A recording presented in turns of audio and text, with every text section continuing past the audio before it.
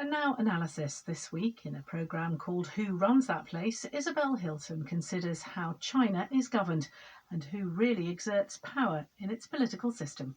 In the last week of October, some 370 people, mostly men, gathered at the Jingxi Hotel in West Beijing for a closely guarded 4-day meeting. They were all members of the 19th Central Committee of the Communist Party of China, the CCP. Their meeting, the 5th plenum, was held, as is usual for party gatherings, in semi-secrecy. No media were admitted, no details of the discussions released. But the decisions taken on China's investments, on the imminent new 5-year plan, will directly affect the lives of 1.4 billion people in China and indirectly many hundreds of millions more outside. So who are these decision makers? How does the secretive organisation they belong to, the CCP, actually operate? And what does the way it functions tell us about China's likely future direction? Modern China, for all its glitz and glamour and the like, still runs on Soviet hardware. And the institutions of the party, which manage personnel, which manage propaganda, which control the military, etc., all pretty much faithfully mirror what Lenin built back in the 1920s. The size of the membership is now about 80 to 90 million members. I think that's about 1 in 8 of adults. And in fact, it's very similar to the ratio of the former Soviet Union. And that's an interesting data point, by the way, because the structure of the party is in fact the structure of the Communist Party that Lenin built after the Soviet Revolution. Richard McGregor, China expert at the Lowy Institute in Sydney. His former compatriot, Rupert Murdoch, once remarked that he'd never met a communist in China. And on the surface, the country looks like any other Asian consumer society. The streets are full of expensive cars, people shop with enthusiasm, they save to buy apartments and to pay for the best schools. Many take holidays abroad. It doesn't look at all like Soviet communism. And yet, as the 5th plenum reminds us, China's ruling philosophy was set down in the reading room of the British Library by a 19th century German intellectual, and perhaps more importantly, developed into a system of government by the Russian revolutionary Vladimir Ilyich Lenin. He had a talent for designing bureaucracy and came up with a model of the party state. A party state really means a state that is controlled by a single party.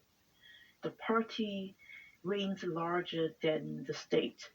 In China, there are two parallel systems. You have the party system and the government system. And quite often, party has power over the government. So in each and every administrative level, you have two leaders. One is party leader and one government leaders, let's say at the village level.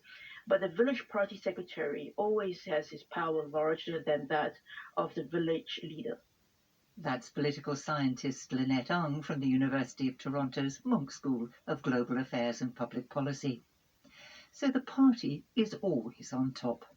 We know something about the CCP, but nowhere near everything. 100 years on from the party's clandestine beginnings, China is a powerful global player. So why is the organisation, led today by Xi Jinping, still so secretive? Professor of Chinese Studies at King's College London, Kerry Brown. It's really incredible that such a huge, studied and prominent political system is so little understood. And particularly under Xi Jinping, it's become more of a black box. The party's manifestation of its power is to be opaque. It's known for a long time from its roots in the Maoist guerrilla organised entity that it came from, basically, that concealment was important. And actually in philosophical thinking in China, if you think of Han Fei, the kind of Warring States philosopher, and the way 2,500 years ago he wrote about the importance of rulers trusting no one and concealing, I think that that's still a very strong part of what the party does. It is masterful at concealing. We'll learn more about Han Fei, mentioned there by Kerry Brown, a little later. But if concealment and trusting no one are the CCP's core beliefs, how do we know if what we're looking at is real? Members of the party's key institutions, with the Politburo Standing Committee at the pinnacle, in theory, are chosen by the Central Committee. In reality, it's more likely that a powerful leader like Mao Zedong or Xi Jinping puts his own trusted allies in the powerful inner circles. Below the Politburo, according to Richard McGregor, the author of an influential study of the party, some key institutions form the backbone of its power. The first and most important organ of the party is the military. The People's Liberation Army, we always have to remember this, is not the country's army, it's the party's army. So that's the ultimate line of defense for the party. I think the second thing is media control. The propaganda department controls one way or another all media. The third most important one, and maybe the least understood in the West, is the organization department, and that's really the world's biggest HR, human resources department. Every important job in China, be it in the media, be it in the government, be it in state-owned companies, be it in the legal system, be it in universities, think tanks, these are all positions controlled by the party. So in other words, the party has the right to hire and fire just about everybody important in the country, apart from some of the big private sector tycoons, but they're now moving in on them as well. Finally, you've got something called the United Front Department, which manages overseas Chinese non-party members and the like. If the party can hire and fire every official and even big business CEOs, is China's model still something that Lenin would have recognized? He would certainly have recognized the discipline that Xi Jinping insists upon, and according to the Czech China analyst Martin Haller in Prague, Lenin might have welcomed a new set of tools that the party uses too. It's a Leninist state on steroids.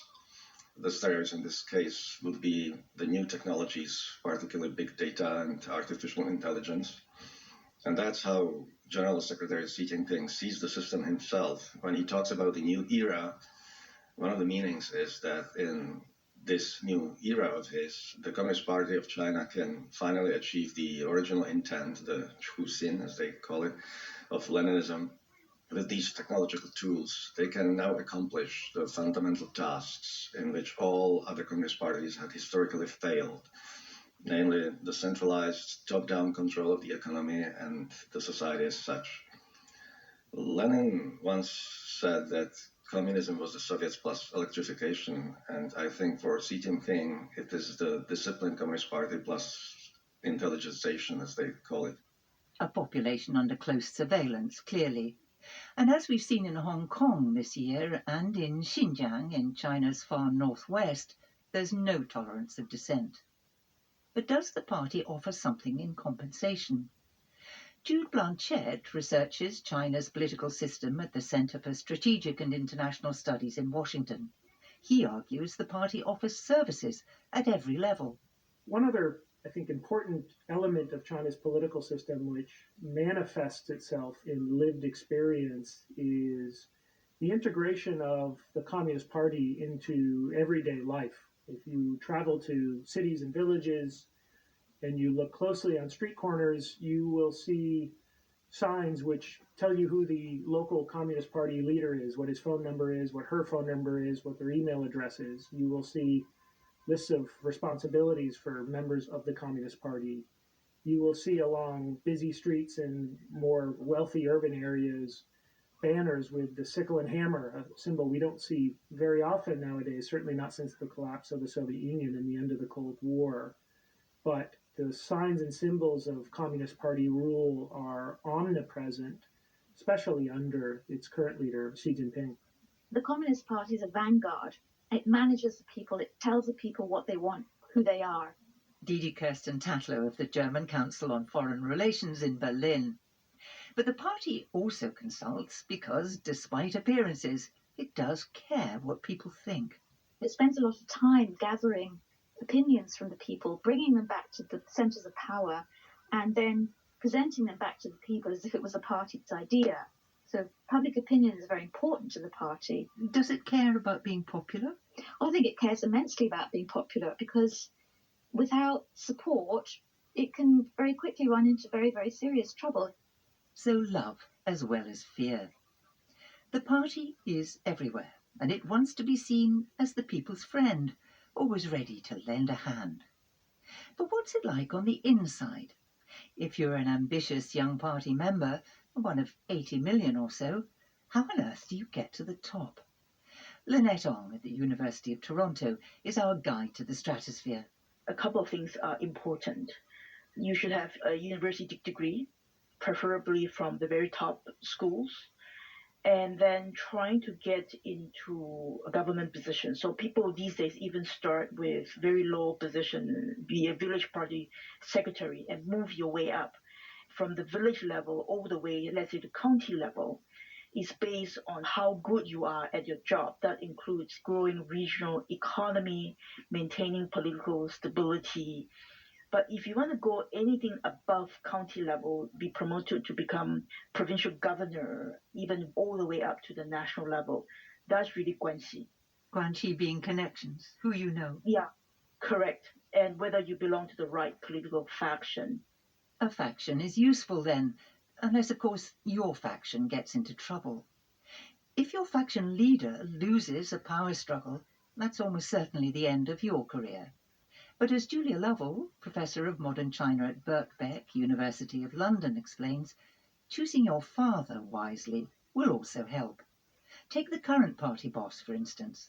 If we look at the career trajectory of Xi Jinping, what is very clear is that having a bloodline, having this parentage that goes back to the founding of the People's Republic of China, having a father who was one of Mao's own comrades, remains very important.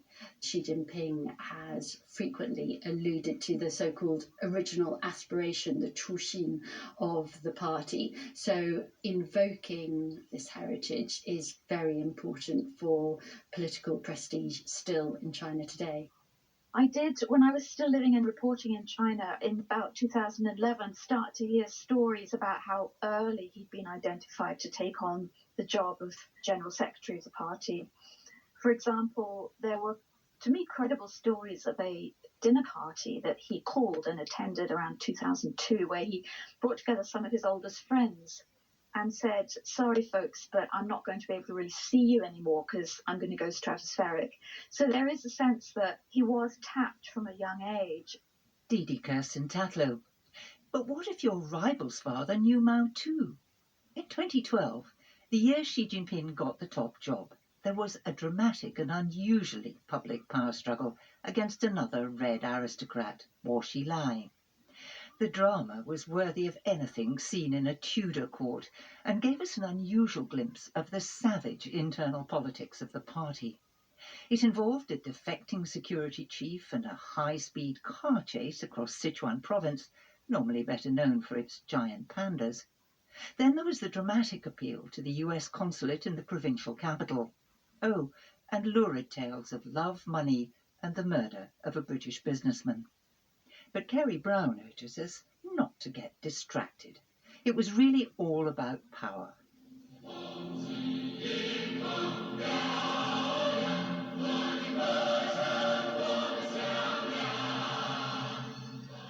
Bo Xilai was party secretary of Chongqing, a city province in southwest China from 2007. And before that, a minister of trade, and really a charismatic figure. He himself was the son of a former elite leader, Bo Yibo, who was one of the 8 immortals, as they're called, one of the key leaders of China, basically from the late 1970s, and a significant military leader before that. And Bo Xilai's politics is, in a sense, the kind of thing that we're seeing in China now. Although he was removed because of corruption and more because his wife's involvement in the murder of a British businessman, but also probably because of his political ambition. His brand of populist politics in Chongqing, singing red songs, remembering the party's glorious past, having a very, very extensive clampdown on mafia, a sort of anti-corruption struggle before the Xi Jinping anti-corruption struggle. All of these are things that you see now, populist proposals like cheaper housing, reaching out to a broader constituency of people with more populist messages. This is all the stuff that we see today. The only thing is it's not Bo Xilai doing it, it's Xi Jinping who won the struggle with him. Perhaps the Bo Xilai episode helped to shape what Xi Jinping did on taking over. He launched a major anti-corruption campaign that allowed him to take down thousands of party and army officials, some of them extremely senior, and that allowed him to consolidate power in his own hands. Was the party corrupt? No doubt, says Kerry Brown. But the campaign also changed the way the party worked. In the Hu Jintao era up to 2012, Xi Jinping's predecessor, it was really, really hard sometimes to tell officials in the party from business people. They seemed to be all trying to make money. But that resulted, I think, in a collapse of public trust in the party. So the clampdown on corruption, I think, is partly to restore the status of the party. But internally, within the party, it's to create discipline and loyalty so that you don't have sources of potential dissent. You have unity, you have clarity, you have absolute obedience. So it goes hand in hand with a party building program to really make sure that the party knows its most important function is to make its monopoly on power sustainable. And it can only do that by ensuring that it does politics, not business. So you can get rich, but you have to stay out of politics. Well, you can get rich and go and do the right kind of politics, which is demonstrate great loyalty to the party. Xi Jinping set out to transform a party that publicly claims a monopoly of truth and presents itself as steady and unchanging. But he wasn't the first leader to change the party in the country. Deng Xiaoping did it too from the late 1970s into the 1990s. And of course the giant figure of Chairman Mao Zedong repeatedly attacked the structures of the party that he ruled for decades, most famously, or infamously, during the Cultural Revolution, when he sent zealous young Red Guards against his senior party rivals. Julia Lovell, author of Maoism, A Global History. It's fair to see Mao as the founder of the Chinese Communist Party as it exists today. But Mao was also curiously very suspicious of the authority of the party. He was constantly worried that it would turn decadent, bourgeois and corrupt. Chairman Mao says, Marxism consists of thousands of truths, but they all boil down to one phrase: it's right to rebel. The proletarian revolutionary rebels hold high the great red banner of Mao Zedong's thought. Through big character posters and great debates, they argue things out, expose, criticize, and repudiate thoroughly, and launch fierce attacks on all kinds of representatives of the bourgeoisie. And so during his last big campaign, the Cultural Revolution between 1966 and 1976, he uses his personal authority to destroy this Leninist party that he has built. Xi Jinping doesn't encourage rebelling against the party today. But when I first studied in China during the Cultural Revolution, the Institute, like everywhere else, was run not by a party committee, but by a revolutionary committee composed of workers, peasants and soldiers loyal to Mao. Mao had dismantled the party, and in its place he installed networks of loyalists and bureaucrats who deferred to him, something reminiscent of earlier imperial arrangements. Mao took a keen interest in Chinese history, and one of his heroes was the first emperor of the Qin dynasty, Qin Shi Huangdi, who unified China 2 centuries before the Christian era. Like Qin Shi Huangdi, Mao valued a political philosophy known as legalism. This is a collection of harsh ideas, particularly associated with the philosopher Han Fei, who we heard about earlier. For 2,000 years it's run in parallel with the better-known and kinder Confucianism. Confucius believed in virtuous rule. Legalists believed in fear. This set of political ideas held that humans were inherently bad, they were going to run out of control, and in order to run a state, you needed a set of harsh laws and punishments to keep people in line. And really, through most dynasties, that ran China between about 200 BC and the fall of the empire in the 20th century, but also beyond. You'll see these two strands, legalism and Confucianism, running through together. With the turn of the Xi administration to this idea of legalism, it is a tool for enforcing order. And of course, there, students of Machiavelli understood the same core insight. It's better to be feared than loved. Jude Blanchette of the Center for Strategic and International Studies in Washington. But fear and loathing can go too far. Julia Lovell again.